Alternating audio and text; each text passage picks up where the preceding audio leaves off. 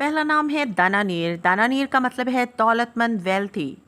अगला नाम है अलिशबा। अलिशबा का मतलब है खूबसूरत, प्यारी, मासूम।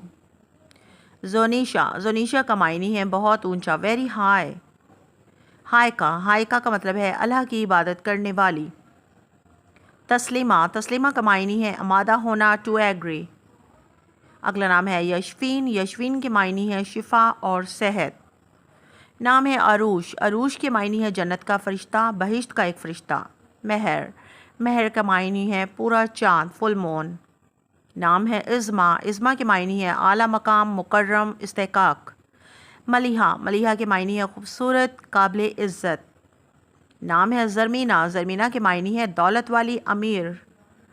अगला नाम है बदिया। बदिया का मायनी है साहिब इल्म, आया, ज़ाहिर। शहनाज। शहनाज के मायनी है दुल्हन, मौसीकी कार, मालिका।